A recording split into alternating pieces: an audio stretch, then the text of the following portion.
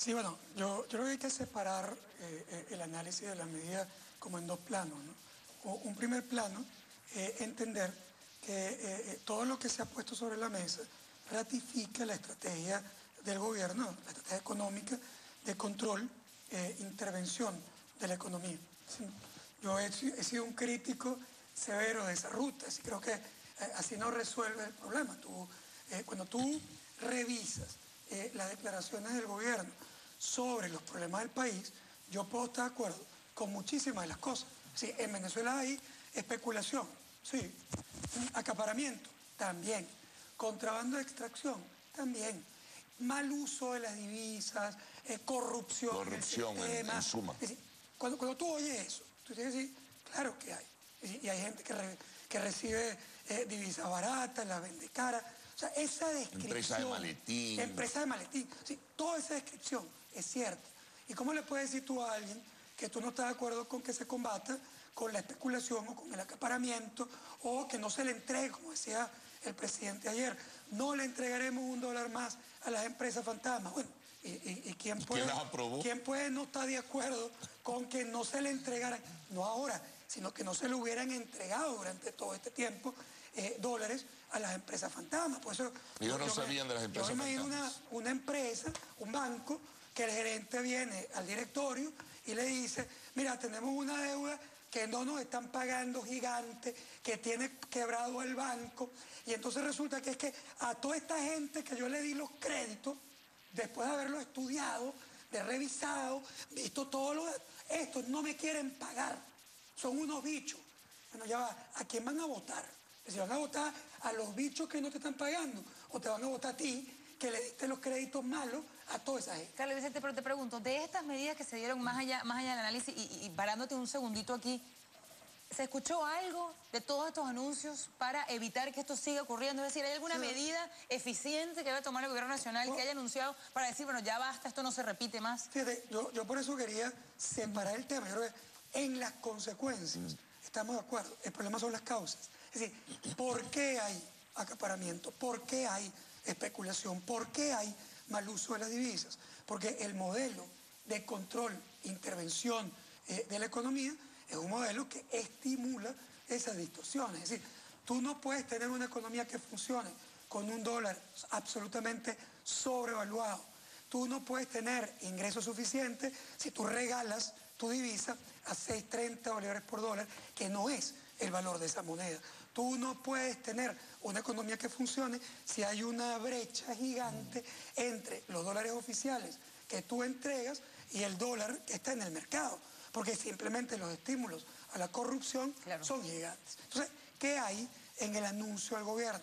En el anuncio del gobierno hay, sí hay dentro del modelo de intervención y control que no cambia, es decir, que no cambia, sí hay unas medidas que se pueden rescatar como positivas, es decir, no van a resolver el problema de fondo, no son las medidas que yo considero correctas o adecuadas, no yo, la economía, la historia de la economía, de alguna manera ha demostrado. Hay un molde ideológico ahí, Luis Vicente, que pesa mucho. Si nos ubicamos en ese plano ideológico y entendemos que no vamos a cambiar a un modelo moderno, entonces esas medidas puntuales tienen algunas que son mejores que lo que tenía, es decir, que yo puedo rescatar como positivas. Es decir, yo, una vez criticado el tema de un modelo inadecuado, hay algunas cosas que el gobierno ha puesto sobre la mesa que son positivas. Por ejemplo, creo que el primer elemento es, aun cuando ayer la Mesa de Unidad basa su crítica al gobierno en la devaluación implícita del tipo de cambio, yo creo que haber devaluado implícitamente, aunque no es la medida incluso está por debajo de lo que se hablaba, ¿no? Es mucho menos de lo que se requería. Es decir, yo creo que más bien la crítica de la Mesa de Unidad ayer debió haber sido, el gobierno no reconoció la depreciación de la moneda en la magnitud que esa moneda está depreciada. Y si no tienes un tipo de cambio distinto que refleje el valor real, es muy difícil recuperar la economía. Pero bueno, creo que hay una hipocresía en el tema donde tú dices, este gobierno no ha devaluado, cuando devalúa, dice, bueno, ha devaluado, entonces no destruyó X. la devaluación implícita, el paso, el incremento, por ejemplo, de las divisas en SICAD, yo creo que es una medida no suficiente, pero es una medida que va a permitir algunos ajustes. Un paso adelante. Segundo elemento relevante, el gobierno anuncia la modificación de la ley de ilícitos cambiarios. Todavía no la hemos visto. Hay que esperar. Son especulaciones, pero se habla ya de un mercado permuta, ¿no? Pero el hecho de que el gobierno, claro, el hecho de que el gobierno hable de que va a haber una despenalización de algún tipo de las operaciones cambiarias, cuando el viceministro Ramírez dice, vicepresidente Ramírez dice, perdón, oye, cada quien tiene derecho a tener un estilo de vida. Lo que no podemos es pagarlo nosotros. Yo también estoy de acuerdo. Hay mucha gente que le está pagando un estilo de vida muy particular. Pero en todo caso, el hecho de que te digan, si tú tienes divisas, si tú tienes dólares, bueno, tráelos. O trae tu mercancía, o comercia, o véndanse ustedes los dólares y no vengan a Cadivi. Yo creo que eso es completamente correcto. Es decir, yo creo que es adecuado que el gobierno entienda que se requiere un tercer mercado donde se pueda operar entre los privados esa moneda. Ahora, el sector privado, ¿cómo entra en ese escenario, no? Porque se hacen muchas ofertas, se hacen muchas promesas, pero ¿cómo entra al final de cuentas? ¿Cuáles van a ser los incentivos? No hay precisión para reconocerle la deuda. ¿A qué tasa la vas a reconocer? Sí. ¿Cómo vas a nacionalizar la mercancía? ¿630 o a la tasa SICAD? En fin. O una tercera tasa, no se sabe, O una tercera tasa también. Ese es otro problema que hay allí. Sí, va. Y el gobierno no reconoce tampoco, Luis Vicente, que eso va a tener un impacto particular en el salario real y en la inflación.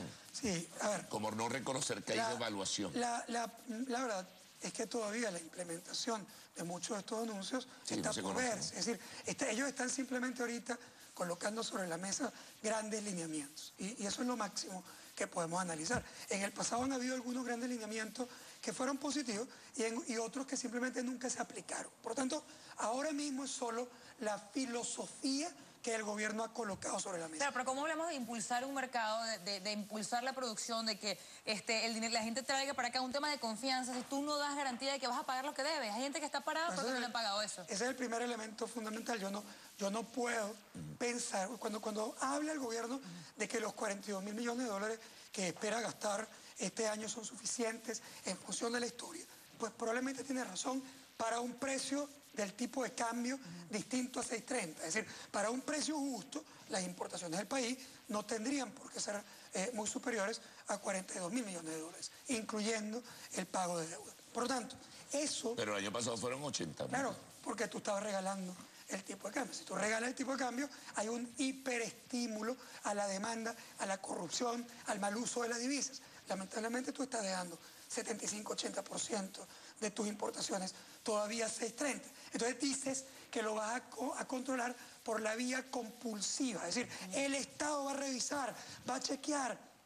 La verdad, eso no funciona. Es decir, eso está absolutamente más que probado que no funciona. Pero si supongamos que te funciona, tienes un detalle.